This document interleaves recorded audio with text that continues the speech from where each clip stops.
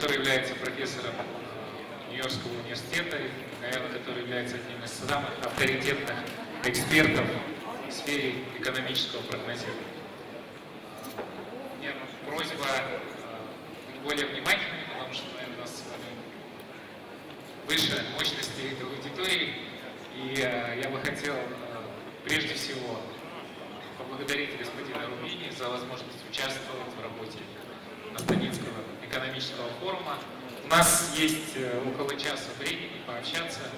Вначале мы договорились, что мы зададим несколько вопросов господину Рубини, и потом будет возможность задавать вопросы из зала. Пожалуйста, у кого есть вопросы, кто считает нужным обязательно их задать, приготовьтесь. Мы постараемся предоставить такую возможность.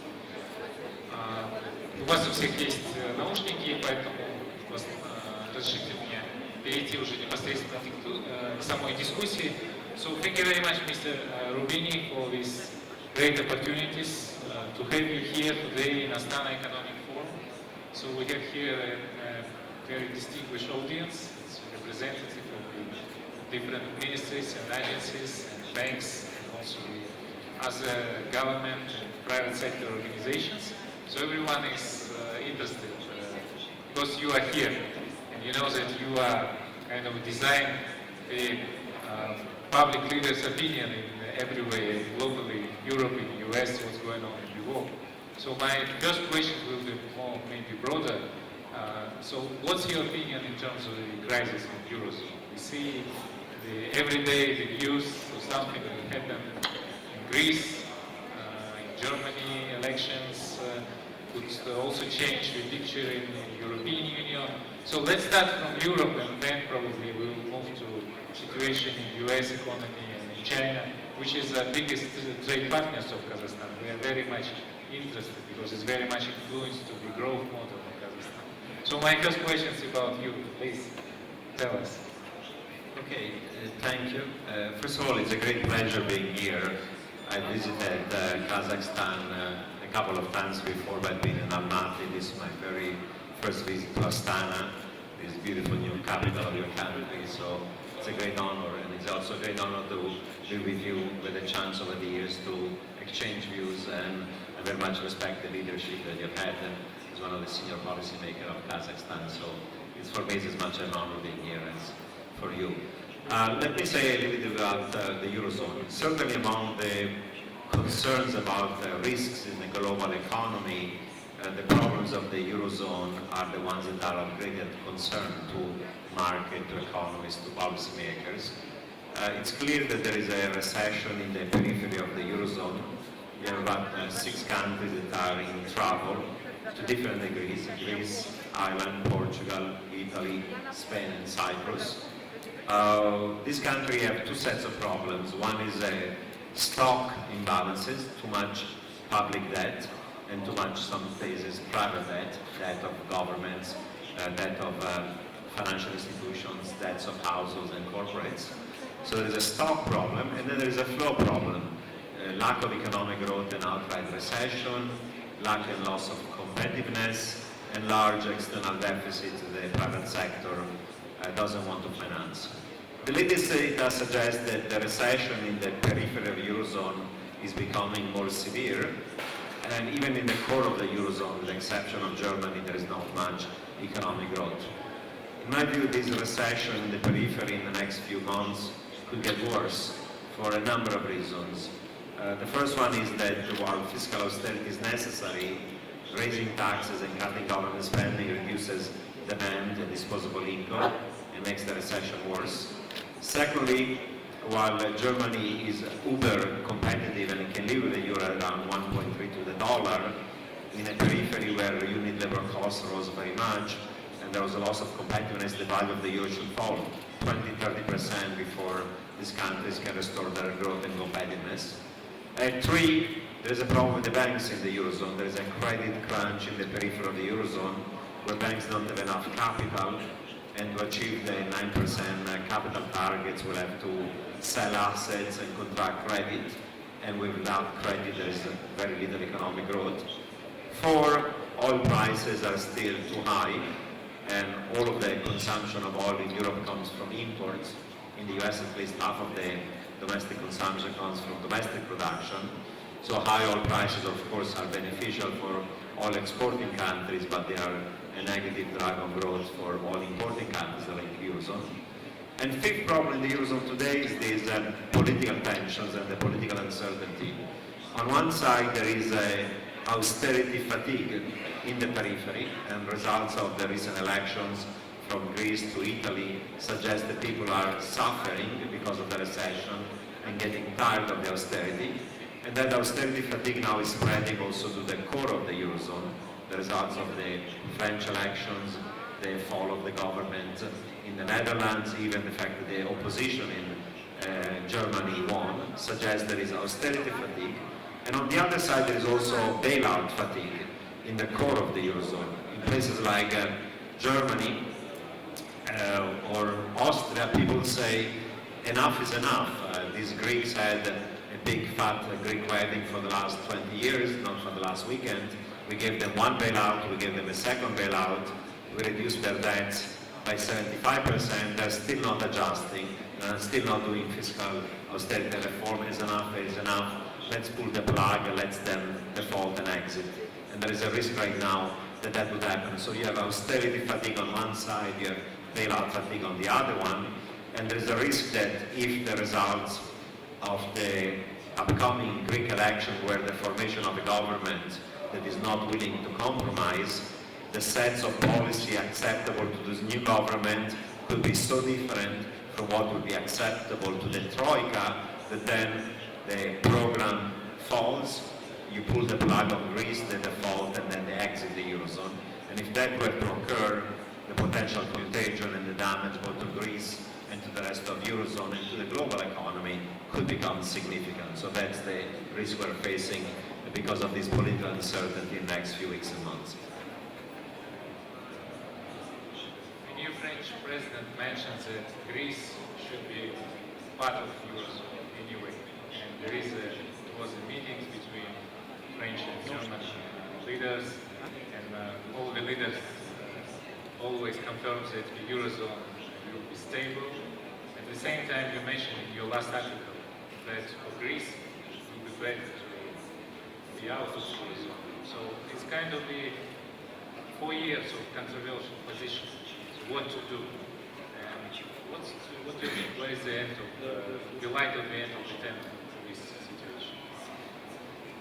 Yes, I made the argument, and I know it's controversial, and of course there are other people that are very smart who have a different view, that probably at this point saving Greece is going to be very hard, and maybe having an exit of Greece from the Eurozone, and an exit that is orderly, has to be discussed, has to be negotiated, has to be financed, will be better than the alternative of trying to keep Greece in the Eurozone.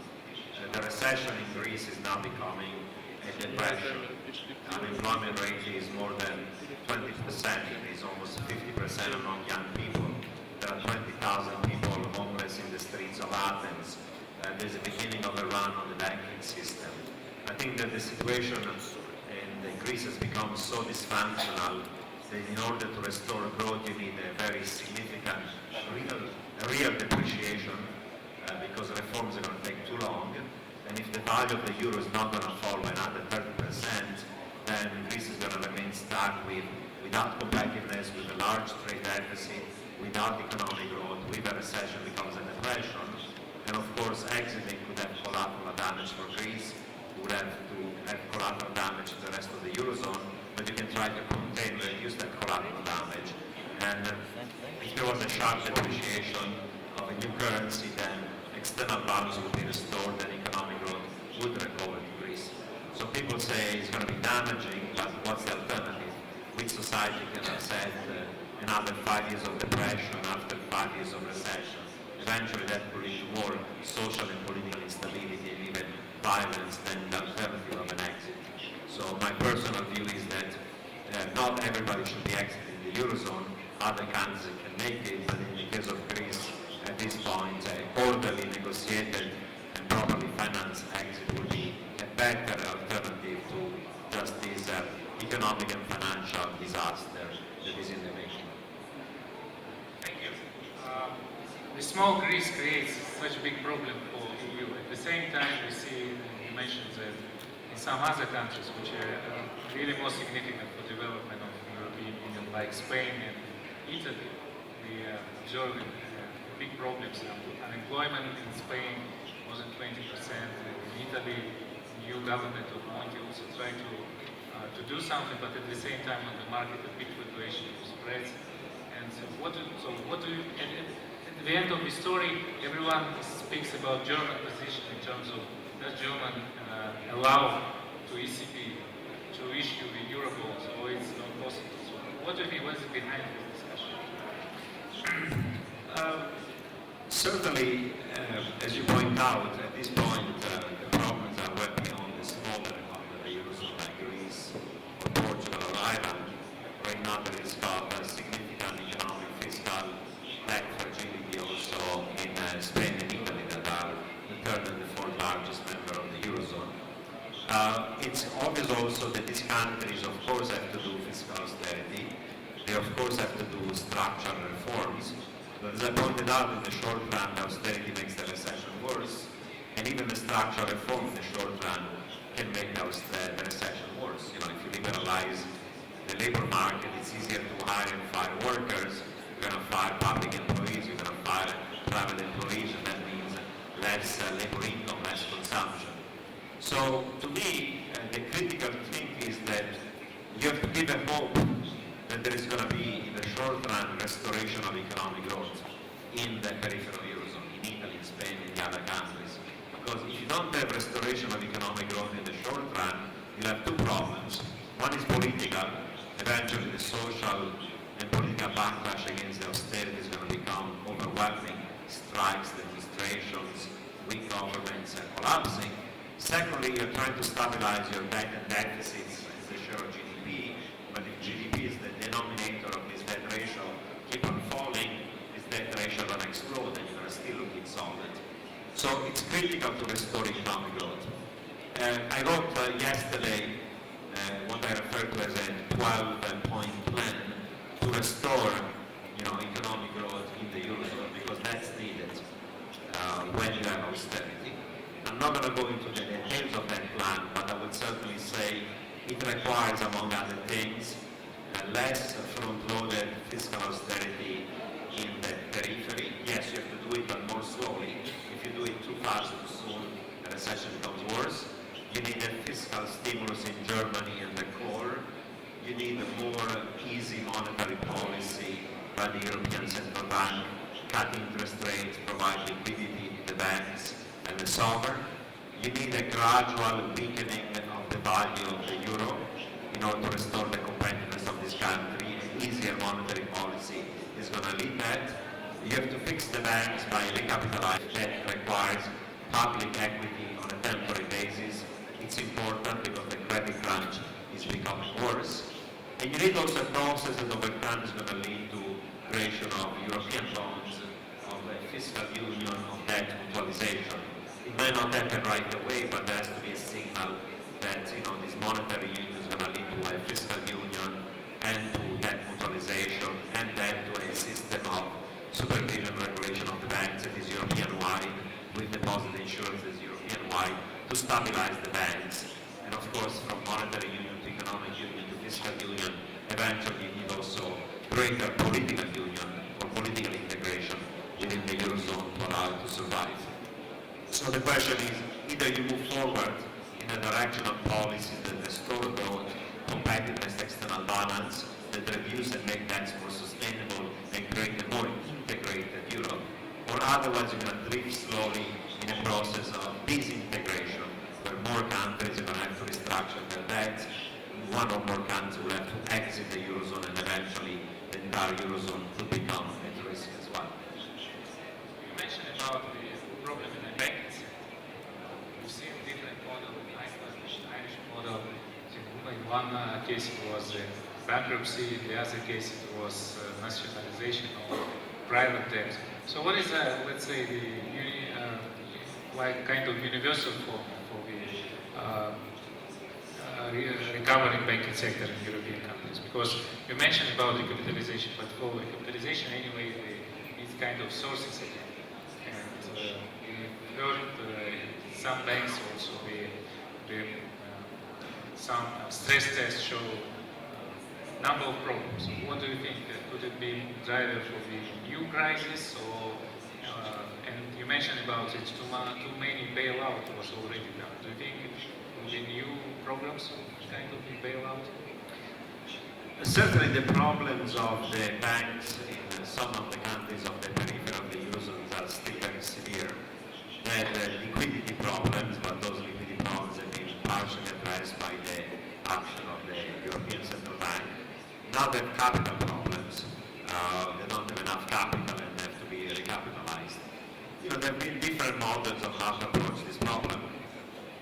I think one of the lessons has been that in the case of Ireland, they decided not to treat the senior creditors of the banks, the bondholders and so on, and therefore the loss of the banks were put on the balance sheet of the government, and suddenly in 1 year the public debt went from 70 to 100% of GDP, so banking risk became sovereign risk, and then sovereign risk becomes banking risk again when a large fraction of the public debt is held by the banking system. So putting all the losses in the banks is a mistake, and from that point of view, the Icelandic experience where the senior and junior creditors of the banks, with the exception of the depositors, took a hit, was a better solution because then you avoid this increase in the public debt of the government. The trouble was that the European Central Bank and the Europeans were against allowing Ireland to impose losses on the creditors of the banks, the bondholders, and therefore those losses were socialized, and now you have a public debt problem. So, in my view, the right thing to do will be to have those bondholders take some of the losses, first of all. Secondly, the Europeans are trying to tell the banks you have to raise capital in the private market, private equity, but many of these banks are unable to do so because the situation is fragile. People don't even know what are the losses, and the good stress test has not been done. And I think that in the case of Spain it would be a mistake for the government to go and borrow money from the European funds and the EFSF and then use that money to recapitalize these banks, because you'll end up like Ireland, where then the public debt goes up too much and then there is sovereign risk. I think a better solution would be what the IMF has suggested, of a direct recapitalization of these banks by the EFSF, meaning the European taxpayer injecting directly capital in these banks. And that means that effectively you are giving up national ownership of your banking system. The EU taxpayers, at least on a temporary basis, becomes the shareholder. But so be it. In the United States we had this TARP program that gave a temporary injection of public capital in the banks, and those banks who could pay back, and those who could not, did not pay back. So if you do it this way, direct recapitalization, you avoid that sharp increase in the stock of public debt that becomes dangerous eventually. But now there is political resistance to this idea, both by Spain on one side, ECB, and the Germans on the other side. Because if you move in that direction, you also move in the direction of eventually joint supervision regulation of banks at the European level, and probably a system of deposit insurance also at the European level rather than national level. And that's something that policymakers are not yet willing to do. So they might go for policies that are not first best, but second or third best. Mr. Roubini, let's switch to other big driver of the world economy, to US economy. So last year we just started to see the first indicators of the growth, but the first quarter of this year shows that the situation is not so stable and predictable. So employment on a historical stage, and at the same time it's the two political years, election of president. What do you think? What is also the consequences of all of this discussion in Congress and the recent scandals with JP Morgan? Wasn't it not story repeating the Lehman Brothers collapse or something like this? So what's your insight from the US? Well, about the US, I would say there are some good news and there are some bad news. The good news is that at least there is some economic growth Eurozone is entering a recession, even the United Kingdom is entering a recession. In the United States, instead, we have positive economic growth. It's not great. It's around 2% this year. It's below trend, that will be closer to 3%. And because of that, unemployment rate is still high. But compared to an alternative of a stall speed or an outright recession or double dip, in relative terms, the US is doing better.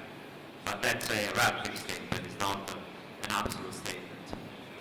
The other good thing about the US is that the corporate sector is strong, it's profitable, it's efficient, it's productive, it's sitting on lots of profits and cash. So those are the good news about the United States. What are the bad news? The bad news is that the recovery is still anemic, subpar, below trend, more like a U, because the US is still in the middle of this painful process of deleveraging. Like other advanced economies, you have to spend less, to save more, to reduce debt and leverage.